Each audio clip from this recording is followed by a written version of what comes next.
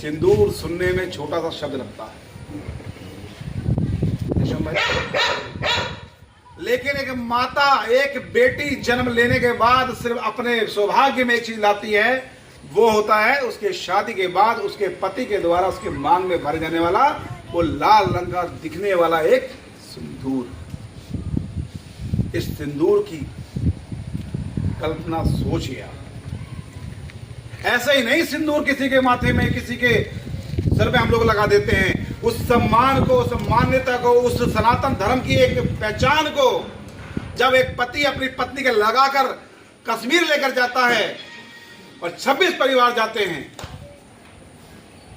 छोटे छोटे खुशियां एहसास जाएंगे, घूमेंगे फिरेंगे। जब हम लोग भी, आप लोगों में से कुछ लोगों ने शादी करी होगी, अपने परिवार बसाया होगा, तो सोचिए जब अपने परिवार के साथ आप लोग कहीं जाते हैं तो एक पत्नी की रक्षा करना और पति को हंसता मुस्कुराता देखना हर पत्नी का धर्म होता है।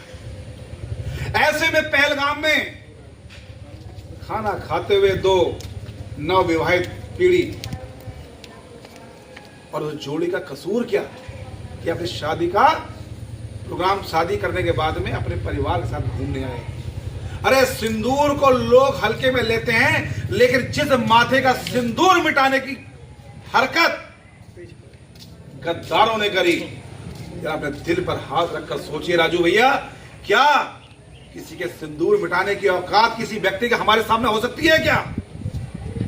अरे सिंदूर सिर्फ सिंदूर नहीं है, इस सनातन, इस देश की मान्यता है कि एक पत्नी को उसके पति को खत्म कर दिया जाता है, उसका नहीं, ताली का वजह नहीं है ये। समझिए बात को, उस दर्द को समझिए कि किसी पत्नी के सामने उसके पति को मर्मर रूप से मार दिया जा रहा है, उस पत्नी पे क्या बीती होगी जिसकी शादी को सिर्फ 8 दिन हुए हो।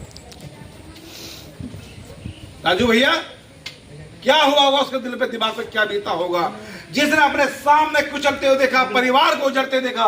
मेरे दोस्त, इस तिरंगे के सम्मान के लिए कुछ परिवार के लोग शहीद हो गए, 26 लोग। हमें सुनने में अभी एक कहानी लग रही होगी, भाई अभी मत दो इसको, रुक जाओ 2 मिनट रुक जाओ बस। ये कहानी नहीं है, पैर में मच्छर काट ले तो अभी खुजाना शुरू कर देंगे हम लोग। अगर हमें जख्म हो जाए पैर में तो कह देंगे भाई साहब बातें बाद में सुनेंगे, पहले हमारे पैर में दर्द है। अरे जिसका खुलेआम मार दिया गया, गोलियों से भून दिया गया, जिसका गला काट दिया गया और कहा, पूछा गया कि तुम सनातन धर्म के हो कि नहीं हो, तुम हिंदू हो, इसलिए मार दिया गया। जरा सोच के देखिए, वो तस्वीर आपका बेटा होता या हमारा घर की बेटी होती। मैं बुरा मत मानिएगा, मौत का नाम गाली नहीं है, तो अपने दिल से पूछिए दर्द क्या हो। जब कोई शहीद हो जाता है सेना का सिपाही, तो उसके घर में जब किसी की डेड बॉडी आती है, सुनने में अटपटा है, लेकिन उस बेटी की चूड़ियां टूट जाती हैं, मां का सिंदूर मिट जाता है, भाई से एक बहन का नाता टूट जाता है। उस समय वो सिर्फ रोते बिलखते हुए एक ही बात कहती है, जय हिंद। वो रोती इसलिए नहीं है, वो रोती है कि मेरा भाई सिपाही शहीद हो गया, और कहती है देश के प्रधानमंत्री का विश्वास करके कि हमारे प्रधानमंत्री श्री नरेंद्र भाई मोदी जी हैं, और उन्होंने एक बार कहा था कि हम घर में घुस के मारेंगे और हमारे शहीदों का जो बलिदान है वो व्यर्थ नहीं जाएगा।